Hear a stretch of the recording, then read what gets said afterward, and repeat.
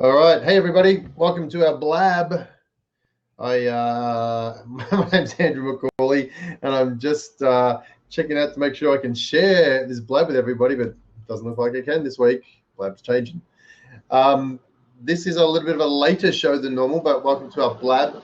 We are digging into the online world, the social media world, showing you what's happened, what's changed, and what's different from the week before, and things you can watch out for. And I'm joined by Will Hankey. Hey, Will. Greetings, everybody. Hey, Will. As we predicted, what's going on this week? Nothing new. Show's over. It's the easiest prediction to do ever, right? Something's going to change. Yeah. Something's going to change, and it sure has. We've got a bunch of news on Twitter. We've got some news on Facebook, Instagram, Snapchat, Periscope, a whole lot. Let's kick it off. Where do you want to start? Let's start with LinkedIn, the one you didn't mention. Okay. They are actually talking about now putting out something similar to Facebook's instant articles, where you can start to send your information straight to LinkedIn and, all that good stuff. So here's my take on it. I've just been listening to some people talk about AMP actually in the last hour, and it's going to be this Google AMP, which is Google's version of Facebook Instant Articles. I think it's going to be one of the biggest changes that we've seen in the online space for a very, very long time. Yeah, that's how big this is going to be, because basically what's happening is everything's being stripped down so that we can watch or read our content on mobile devices. But everything from navigation on your website, widgets on your website, opt-in forms on your website, all sorts of JavaScript, all sorts of functionality, share buttons, I believe, are going to be stripped out, so that it's now. If this was just Google, it'd be like, that's pretty big. But Facebook are jumping onto it. You're saying LinkedIn are jumping onto it. I heard Pinterest are on board. Twitter are going to be on board with their moments doing this. And that's big. Like that's everybody, right? That's pretty much all the content curation sites that mean anything right now are all getting on board, which really is going to be for marketers a big challenge on what they're going to do going forward with delivering content and getting a result. Because it's all good to have content and people come to your website, but if your business goal is to collect names and addresses to sell stuff or to show people other products and services, then that's going to be a challenge, right? Yeah, definitely. I see this only growing. So have you installed the Google AMP plugin? So I have.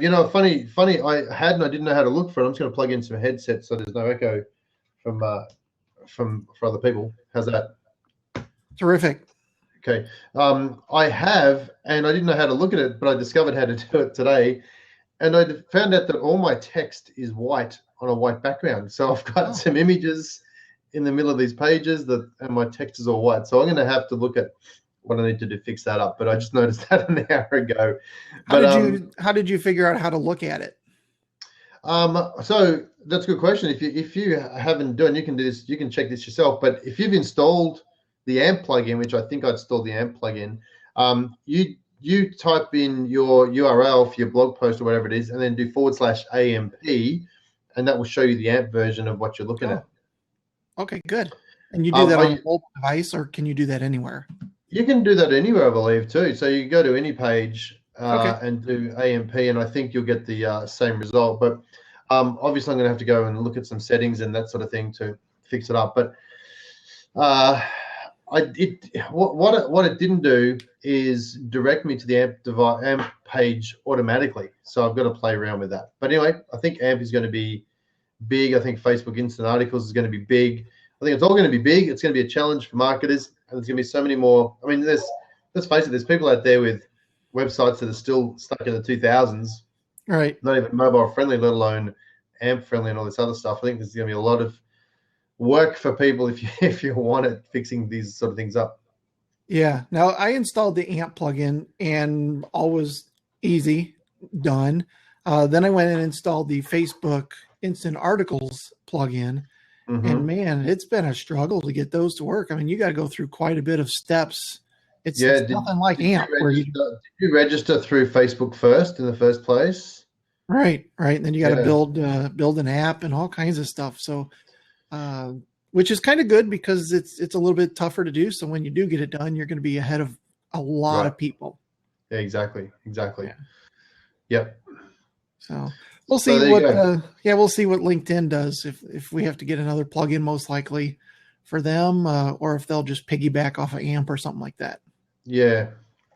Well, we're gonna find out. As I said, Pinterest are doing it, which I don't know what that means yet. Twitter are doing it, which I still don't know what that means yet either. But they've pledged their support, so they're going to be on board as well. Interesting. Speaking of Twitter, they're in talks with Tor, Tor, to start allowing anonymous tweets onto their network. Pretty cool. What do you think about that? Oh, I think it's well, here's the thing. It's not that hard to get another Twitter account. So if you really wanted to tweet something anonymously, you kind of can already. So, but does that mean that you can tweet anonymously from an account? I mean, who sees it? Like, usually your followers see these tweets, right? So who sees these tweets unless you're going to fill it with hashtags and keywords and that sort of stuff that people are searching for, or you're going to be a troll and you're just going to be trolling certain accounts to really give them a hard time. Right. Unless they let you set up a real account, but then like your IP isn't tracked, that kind of stuff. Maybe that's what they mean.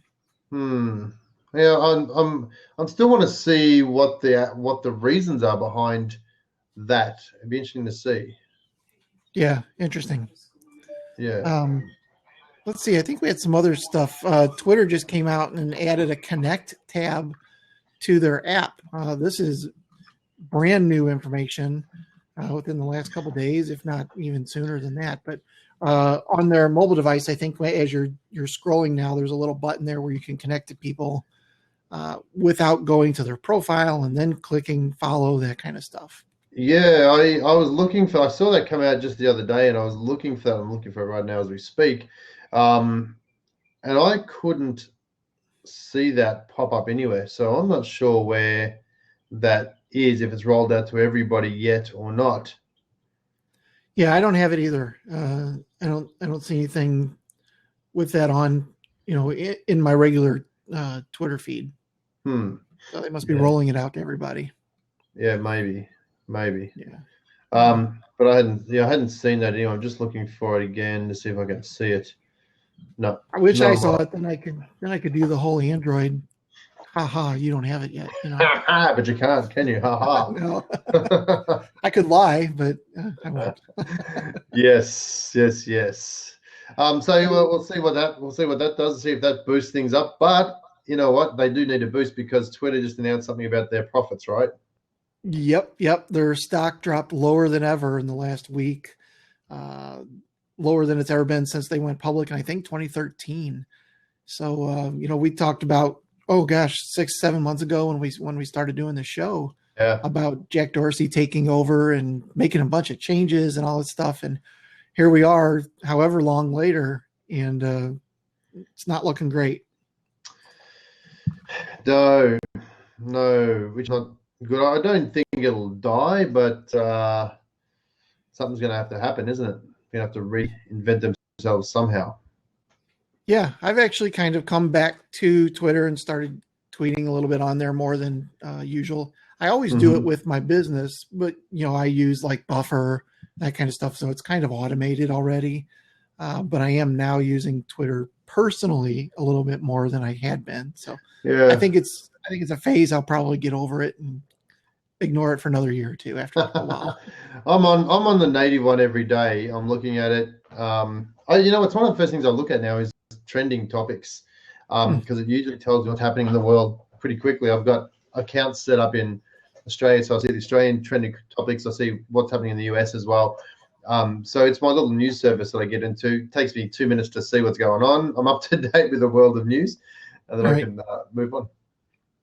Yeah, very good. But they're not saying great things about their stocks, so we'll see how it goes. No, no. That's all the Twitter stuff we have. I do have one thing that was kind of interesting about a hacker. A story came out about a hacker that traded 272,000 passwords for some social media likes. Uh-huh. Kind of interesting. I guess he really.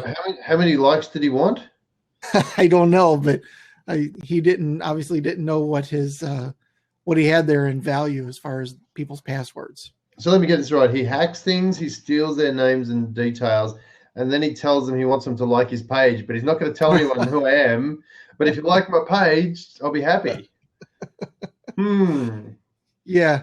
I think Inspector Plod could work that one out. Yeah, that one's a bit strange, but I just saw that came out this week. So well, we can jump over to some Facebook stuff if you want. Yeah, let's have a look at some Facebook. What's going on with Facebook? Actually, related to Facebook and Twitter, there was an article that came out that said that Facebook drives more traffic to articles, but Twitter users that go to those articles tend to read longer or read more of the article. Really interesting.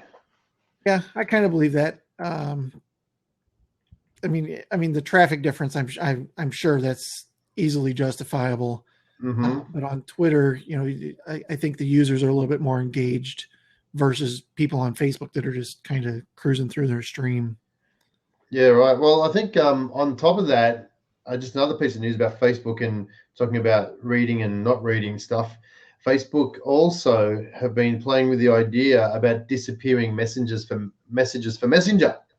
Oh, did you hear about that? No, I hadn't seen that one. Yeah, so 15 minutes later, they're thinking about, if you want to turn this feature on, your new messages will disappear from the conversation 15 minutes after being sent. Straight out of the Snapchat Bible. Yeah. They said, well, let's. Is that for like when you send somebody a message and they don't reply? With you know they saw it, but they didn't reply. Does it just disappear after? Is that the reason? I'm not sure if it's after. Well, it says after being sent, which is interesting. Yeah. Could you make that work? I guess so. Hey, watch out for Facebook. I'm going to send it at 11 o'clock, and if you don't get it, 11:15, it's gone. Or they've got to actually see it, and then 15 minutes from the time they read it. Who knows? Yeah, interesting. I don't know that I understand that. I use my Facebook Messenger, to scroll back through things from the past, so I don't see any reason why I'd want them to disappear. Yeah, unless I was sending something to my girlfriend or something. I know. Yeah, right. And so your wife will find out about it, right? Yeah. So I don't know. Don't know. They're just testing it, so who knows? We'll see what happens. Yeah. Kind of strange. I think you had something about Periscope too. Yeah, Periscope. So Periscope, a couple of things on Periscope. One is that they're testing the ability now, or having a play with saving streams permanently. Nice. So there was a tool or a service called Catch, Katch, which let people do that previously. Catch closed down a month ago, and that was about a month ago. And now, so Periscope users can't save their streams more than 24 hours. So Periscope are testing the ability for people to save their streams straight into the system. The other thing that it does that on the flip side is it lets you delete your streams quicker, because in the past, if your stream was up and you've filmed it, it's up there for 24 hours. You can't, from memory, you can't get rid of it earlier than that. Right. But now, if it's letting you save it, then you can delete it whenever you're ready. So that is another thing that's happening with Periscope. So they're talking about saving them on the Periscope platform, I guess, because I know if I do a Periscope, I can save it to my phone. Right. I'll end up with the MP4 that I can then upload as I want. Exactly. Saving on the platform, so people go back and watch your previous Periscopes, which just tells me that there's a lot of data they're going to have to store. A lot. Yeah.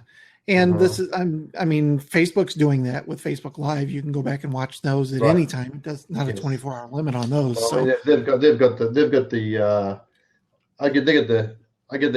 storage to back that up, I guess. But Periscope being Twitter, well, they may have, but that's maybe that's going to be part of their cost. If they're going to start spending money on that, there goes the stocks on Twitter even further down the drain. Right. Yeah. Yeah, it's interesting that they don't partner with Amazon S3 or Dropbox or something like that. Yeah, well, who knows? Maybe they have secretly in the back end. Who knows? Yeah, it's possible. So, Yeah. all right. Well, interesting. I think that's all I had for Periscope. There something else I was going to ask you about. Oh, Periscope was. I think we covered all the Periscope stuff last week. So, Snapchat. How about Snapchat? Yeah, I heard they're doing a little bit of like 10 or 15 videos a day or something like that. Yeah, they got some traffic going on in Snapchat. 15 videos a day. Now let's make it 10 billion daily. 10 billion views daily on Snapchat. That is mind-boggling. That's insane. 10 billion, that's 1.5 videos for every person on the planet. And the interesting thing is it's up 2 billion from just 2 months ago. I'm staggered at that, to be honest with you. It's just crazy how much that is. That's we talked about. I checked my sources to make sure that the word B was spelled, billion was spelled correctly. Right. We talked last week about how much Snapchat is growing, specifically with the teens and the 20-something crowd. Yeah. And that's a lot of views. It's really a lot. A lot of views. So Snapchat, how about YouTube introduces 6-second bumper ads that can't be skipped? They're going to make you watch those damn ads. Yeah, I know that there's some other networks that don't charge you if you don't watch the entire ad. They're kind of going that angle, so it's interesting to see YouTube kind of doing the opposite. Here's my thing on what they're doing. I reckon that they're going to be serving this up across the board. You want to watch ads? Watch ads. You don't want to watch ads? You got to pay for it. RedTube is the answer. Pay for premium RedTube, and you get some money. Sorry, you get some time not to watch ads. I think that's what their play is ultimately down the track. Is how annoying are these ads? Everybody, pretty annoying, aren't they? Well, here's RedTube. It's your answer. It works for Pandora, I guess. Well, that's true. Yeah, exactly. So, and Spotify. So I think that's going to be the case. Yep. What else you got there? I think let's see, Instagram is coming out, or did they already come out with new business profiles? Oh, no, they haven't come out yet. They are coming out. They're having a play a bit like the profiles on Facebook. They're going to show a bit of extra stuff. There's some call to actions available on there. Business, you can email the business directly from Instagram. So it's coming out in the next couple of weeks or months, however long they roll that out. So that's going to be interesting to see what happens with that, because Instagram is growing at a rapid rate as well. Yeah, that might be just enough to get me over there and start playing with it. There you go. Maybe that would be a good thing. There was a couple of things on Periscope. I couldn't find it. They're allowing sketching now. You can sketch on the screen like you can with Facebook Live. So you can do that. They also introduced some new stats on Periscope. If you're a regular Periscope you'll see a lot of more graphical information about your Periscope use, which is cool. That is cool. Instagram, I meant to say, was also introducing video carousel ads. We've heard about carousel ads on Facebook working really well, just the single images. Now there's video carousel ads. Yep, you can do that on Facebook too now. I just did some the other day for a client.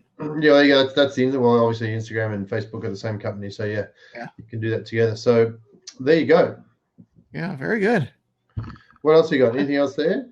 I think we knocked it out. Oh no, we have one more thing for the Air Force, right? I got my Air Force hat on, and so the Air Force comes out and says they're asking social media to help them name the new stealth bomber, and we know how well this is going to go over, right? I've already seen some tweets around Batman and Hawk and some things along those lines, but who was it? Was it England that tried to do this? Was it the English Navy that tried to do this? I don't know if it was the Navy or the. It's still trending in Twitter as we speak right now. I'm just going to find it out. But they had this. They had a competition, and somebody decided to name it Boaty McBoatface. Right. And then everybody voted, and that one won. Everyone said that's awesome. We love Bodie McBoatface. Let's put that up as the winner. And unfortunately, they said, "Oh, no, we can't do that." Bodie McBoatface was trending for a long time. The UK's polar research ship is to be named RSS Sir David Attenborough, despite Bodie McBoatface previously topping a public vote. So now people are claiming that Sir David Attenborough should change his name to Bodie McBoatface. All right. Good luck, yeah, US. So we'll see. Good luck, US Air Force. Good luck. Right. We'll see how that one's going to go over. I bet they have some sort of disclaimer in there. I think we should start a trend right now. Let's call it Flying McFlyface or something like that. Airplane McAirplane Face. And see if we can get that rolling. Bodie McBoatface. That's classic fail. I love it. Yeah. Yeah, very good. So anyway, that's all the news I have for the day. That's all the news I have too. So if you've been watching, thank you very much. We are here every Friday at 10 a.m. Pacific, 12 o'clock Central, and 12:30. 10:30, 12:30. 10:30. Oh, God, that's why we're late today. 10:30, 12:30, and 1:30 Eastern. Right. Jump on. We'd love to see you here. Thanks, Will. Yep, you bet. Okay, see you later. Bye, Andrew.